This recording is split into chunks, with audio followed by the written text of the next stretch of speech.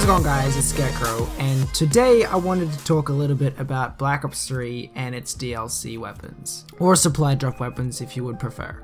With World War II being just over a week away, it's pretty obvious that we're not going to be getting any more Black Ops 3 DLC / supply drop weapons, and so I thought this would be the perfect opportunity to actually sit down and kind of just talk about them a little, because I think Black Ops 3 has set a bad standard and a bad precedent for this moving forward into the next couple of Call of Duties, which will no doubt have DLC weapons. I genuinely do believe that World War II will have supply drop weapons in it. I know that they have stated several times that they are cosmetic only, but they have also said that at launch it will be cosmetic only. I do think that eventually there will be weapons added into World War II, and it'd be great, it'd be great if I could say with confidence, oh, they won't do that.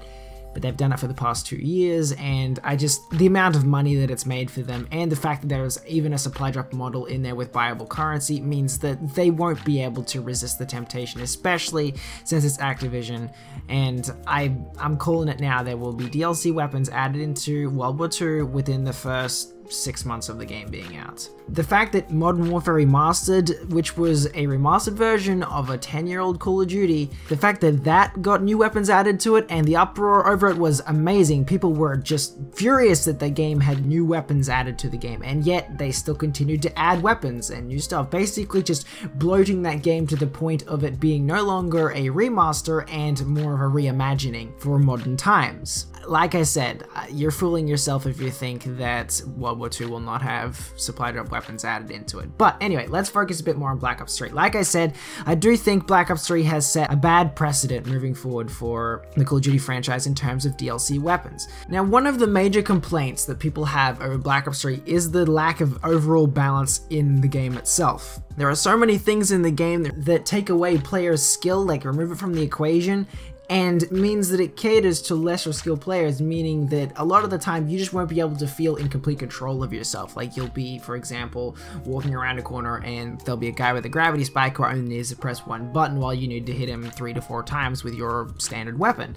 And there's just nothing you can do. Unless you get incredibly lucky, you're going to become a stain on a wall. Therein lies the problem with so much of the balance in Black Ops 3. The weapons themselves aren't too bad with balance, but then you have basically supers or special abilities in the game that just decimate people and just give you such an advantage, and you don't have to earn them. You could sit and spawn and do literally nothing and the game would still reward you with this weapon because it wants you to feel good, it wants you to keep coming back, and it wants to appeal to people that haven't quite got as much skill as other players. A player that's going 2-15 that suddenly gets a purifier will feel a lot better about himself if he goes on a 15 kill streak with a purifier, compared to a person that wouldn't have got the purifier and would have kept getting destroyed and probably finished the game like 2-25. And a person like that is less likely to stay in the game, a person like that is less likely to come back to the game, and is less likely to spend money on supply drops. Call of Duty has always had addictive gameplay, but I feel like lately we've been sacrificing the need to get better at a game, so to speak, for the need to feel good about ourselves quickly.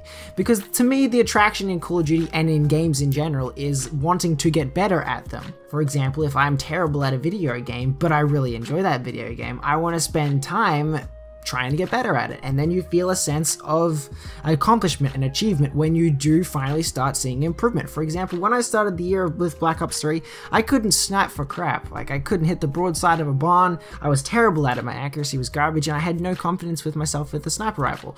But I decided that I wanted to try because I've seen amazing sniping montages and gameplays from people that inspire me, so I sat down for about a week and sniped. And what do you know, I actually got better at it. That's how you get better with anything in life, is practice. And you shouldn't need to skip that. Like, the sense of satisfaction and accomplishment that you get from getting good at something with practice can't be replaced or bought with anything else. And I feel like Black Ops 3 has tried to do that with its supply drop systems and with its specialists. Not only does it cater to lower skill players and make them feel like they don't have to try as much to get better at the game if they're going to be constantly rewarded with these lower skill specialist weapons, but it also enrages the better skill players because they can get outskilled just by pressing a button. And it also means that the higher skill players can just absolutely dominate a lobby with a particular specialist. There are 51 things in Black Ops 3 that can kill you in an instant without you having a chance to react. 51 things. And if, for example, if you're on a nuclear streak, or if you're on a really good streak, or if you're close to getting a score streak that you've been, you know, saving for, then if you run into any one of these 51 things and the enemy has any sense of general game awareness, they have to press a button, aim something slightly, and you're dead. There's nothing you can do about it. This includes specialist weapons, melee weapons, special weapons, shotguns, lethals, and sniper rifles. There are 51 things in this game that can kill you without you having a chance to react. Now, of those 51 things, 28 of them are available in supply drops. 28 of 51 of those are only available in supply drops for those that get lucky enough to attain them. And any one of them can kill you in an instant before you have a chance to react. Pardon my French, but I do think that is a bit bullshit. It'd be fine if it was like, you know, 5 or 6 things, or even, you know, 10 things out of 51 of them. But the fact that over half of them are available only in supply drops for those lucky enough to get them, I think is crazy. And I do not think that this should be a model that should be embraced for future Call of Duties. Something I also wanted to point out is the amount of DLC weapons / supply drop weapons in the game. There are 78 weapons in Black Ops 3. 32 of them were available in the game at launch, and 46 of them are available in supply drops. There is more DLC weapons in Black Ops 3 than there is base weapons, and that is absolutely crazy. You could argue that it's more post-launch content, but it's all post-launch randomized chance content. And yes, they have added variety to the game. Yes, it feels amazing when you are lucky enough to earn one of these weapons, and it feels amazing to use one of these weapons in game because it mixes it up. But on the same page, the sheer amount of it compared to what we were given at launch is just crazy.